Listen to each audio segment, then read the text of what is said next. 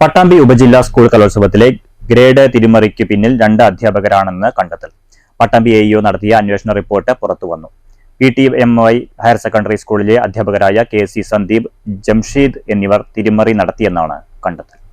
November മാസത്തിൽ നടന്ന Pattambi sub ജില്ലാ സ്കൂൾ കലോത്സവത്തിൽ ഗ്രേഡ് തിരുത്തിയത് 2 അധ്യാപകരാണെന്നാണ് കണ്ടെത്തൽ.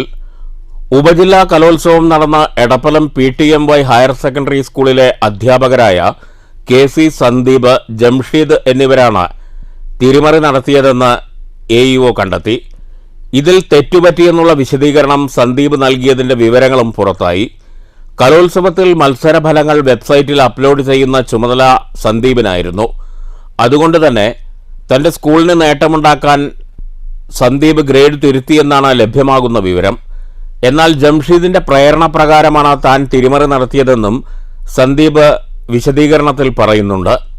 നടുവട്ടം ജനതാ സ്കൂളിലെ 5 ഫലങ്ങൾ A ഗ്രേഡിൽ നിന്നും B ഗ്രേഡാക്കി മാറ്റുകയും എടപ്പലം PTMY സ്കൂളിലെ 2 B ഗ്രേഡുകൾ A ഗ്രേഡാക്കി മാറ്റുകയും ചെയ്തുവെന്ന് പരിശോധനയിൽ കണ്ടെത്തി. ഇതോടെ എടപ്പലം യത്തീംഖാന ഹയർ സെക്കൻഡറി സ്കൂൾ കരസ്ഥമാക്കിയ ഹയർ സെക്കൻഡറി വിഭാഗം ഓവറോൾ കിരീടം നടുവട്ടം ജനതാ സ്കൂളിന് കൈമാറിയിരുന്നു. മത്സരാർത്ഥിയുടെ രക്ഷിതാവിന്റെ പരാതിയിൽ നടത്തിയ അന്വേഷണത്തിലാണ് അട്ടിമറി കണ്ടെത്തിയത്. അന്വേഷണത്തിൽ കുറ്റക്കാരായി കണ്ടെത്തിയ അധ്യാപകർക്കെതിരെ നടപടി ആവശ്യപ്പെട്ട പട്ടാമ്പി ഉപജില്ലാ വിദ്യാഭ്യാസ ഓഫീസർ റിപ്പോർട്ട് നൽകിയിട്ടുണ്ട്. News bureau, Pattambi.